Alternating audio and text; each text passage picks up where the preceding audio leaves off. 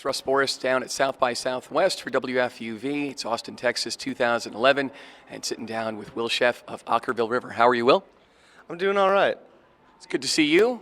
Yeah, it's good to be here. This is like I have my 8th or 9th or something like that, South by Southwest. So it's always some kind of equation, of fun and agony. Yeah, I was going to say, you guys are sort of like veterans at this point down here. Yeah, we've been doing it forever. In fact, our first sort of like what felt like our first big break was at South by Southwest, like back in 1999, I think.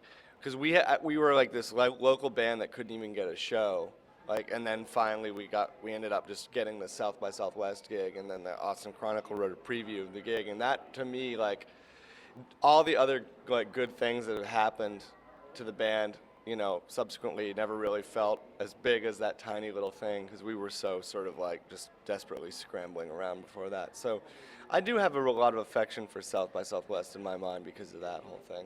Well, it's interesting because it opens doors not just for bands, all around the country or around the world. I mean, just, saying locally, right here, you could just change how, the complete direction of the band and how things are going.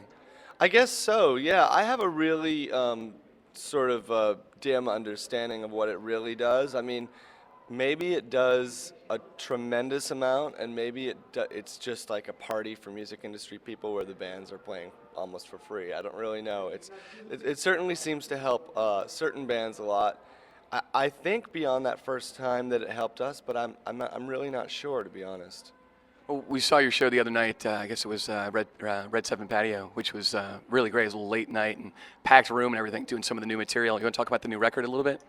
Yeah, it took the greater part of last year to make. It was a lot of work. I kind of started it thinking I don't want to have too much of an idea of what this is. And so that ended up in a funny situation where we recorded tons and tons of songs. I wrote 25 songs. I think we recorded 19. And I had no idea what it was all going to be. It was just sort of like letting the songs dictate what was going to happen. So it's kind of interesting for that reason, because it was recorded in all these different sessions, and it's all kind of like, in the end, it kind of felt like tackling to the ground this gigantic monster that was trying to package it inside of a jewel case, because it was like so much, so many songs, so much stuff, and it was kind of like you end up making the record based on what songs you choose and what songs you cut out.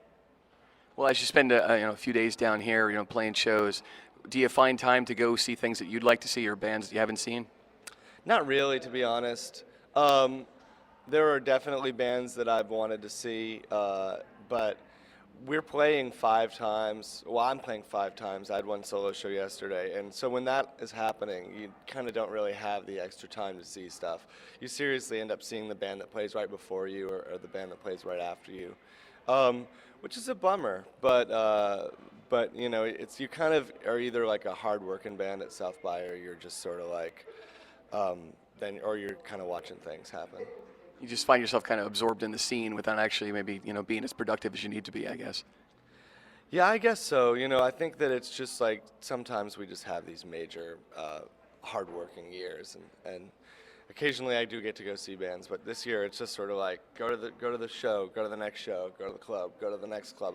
Tomorrow we're playing shows with about an hour and a half in between, get across town. So it's just sort of like set up. And I've said this a couple times, but it's kind of hilarious if you've actually talked seriously to bands about what it's like to play South by Southwest, because it's like, how would you like to load in, but you're not allowed to park, get on stage, you only get to play 40 minutes, it's going to sound terrible to you, it's going to sound terrible to the audience, but they're not going to be listening anyway because they're all going to be talking to their friends, and you're not going to get paid.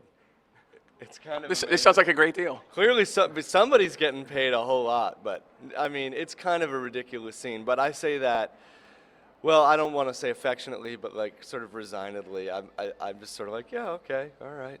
But the actual playing is amazing, because we've sort of been working so hard on this record, we haven't really had a chance to actually play shows in a long time.